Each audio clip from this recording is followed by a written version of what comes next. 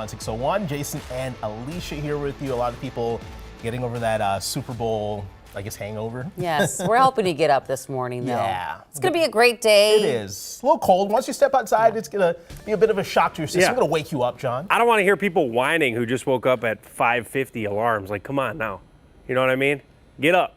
We can do it. You can do it. I'm sure you didn't want to hear that. Morning. It is cold out here. We're seeing temperatures at 1. -9 is the feels like. We are seeing wind chills get down to around -10 to -20. Depends on where you're at. Now, tomorrow is going to be colder, and we've got that fresh snowpack. Fresh snowpack can really accelerate that temperature going down, and that's why I think it's such a cold week. -6 in St. Cloud, -9 in Brainerd, 1 in the Twin Cities. So we have not dipped below freezing, or zero, excuse me. I do think we'll do that. So you can see the winds right now, 5 to 10 miles per hour. It does bite out here. I've had much colder mornings. It's definitely, I could still think, I could still breathe. Tomorrow I might be coughing. So that's when you know it's really cold. It's like -20 or -30. -22 this morning. Alexandria, you're already there. So we'll talk about that dip in temperatures and when's the next chance for snow. We'll map it out in your forecast. Cece? All right, if you're just joining us, good morning. Take a look at this. There's a crash here. It's in Maple Grove on 94 eastbound right near Weaver Lake Road.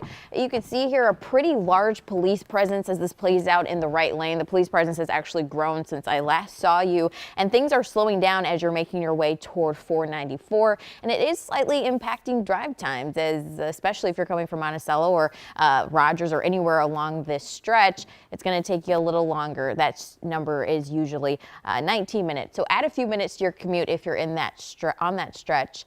As you see, that's the only place where I'm seeing any forms of red on the map. Everywhere else looks pretty quiet this morning. So you should have a good commute. I'll let you know when that crash clears. Okay, we'll check in with in a bit. Cece, thank you. To our top story here at 6 a.m. In just hours, the trial begins for the alleged ringleader in the massive Feeding Our Future pandemic fraud case. Former executive director Amy Bach is now facing a jury for the first time this morning. Michelle Beck is live at the courthouse with what we can expect this morning. Hey, Michelle. Well, hey guys, authorities estimate a whopping $250 million was stolen out of this scheme. Starting with their opening statements in the next few hours, prosecutors will try to prove, allegedly, how Amy Bach was the mastermind behind it all. Bach is charged with conspiracy, wire fraud, bribery, and federal program fraud. The former executive director of Feeding Our Future will be tried together with a former restaurant owner claiming to have served millions of meals to kids. Prosecutors will try to show how Bach allegedly helped set that restaurant up as a meal site, which went on to collect $16 million from the federal government. Prosecutors also say their evidence will show how Bach accepted bribes and kickbacks. Now, for all this, Bach's attorney said his client is innocent, saying that she did not personally profit from any of the fraud committed by other people. More details in 30 about the things that we are looking out for as this trial gets underway. Back to you. Michelle, thank you. Now, the other big story we are following this morning is the deadline to decide who owns the Minnesota Timberwolves and the Lynx. A ruling could come down at any minute now. Audrey Russo joining us now to break all of this down for us. Hey, Audrey. Hey, Jason, Alicia. Yeah, fans have been keeping a close eye on this one, and by dinner time tonight, they'll know who owns the Timberwolves and the Lynx, ending a legal battle that's been going on for almost a year. A 3-member arbitration board will choose between current owner Glenn Taylor or minority owners Mark Lowry and Alex Rodriguez. And it really all comes down to paperwork. Last spring, Taylor tried to cancel a deal selling the teams to Lowry and A-Rod, saying the pair had missed a deadline. Lowry and A-Rod argue that they did secure funding in time. Commentators tell us they want whatever outcome keeps the team in Minnesota and puts them on the path to success.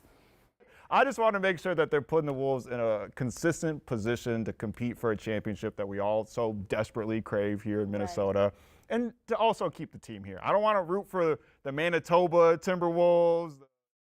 30 minutes, we'll hear from fans about the ups and downs that the saga has caused and why today's decision will still face one more hurdle before it becomes official. Jason and Alicia.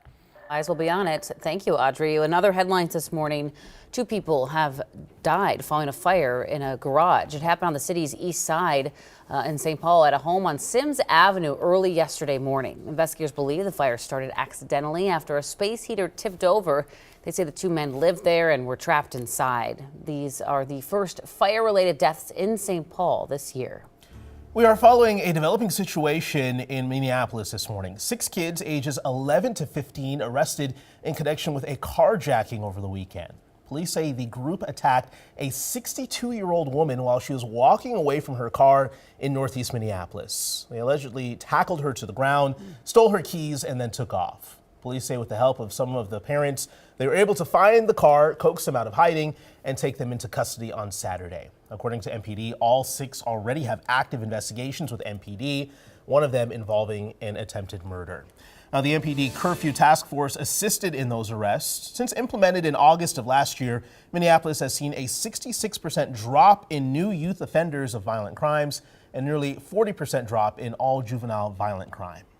Well, this morning, federal employees have until 11:59 tonight to accept the Trump administration's buyout offer. The deadline was originally slated for last week, but was temporarily blocked by a federal judge after several unions filed lawsuits.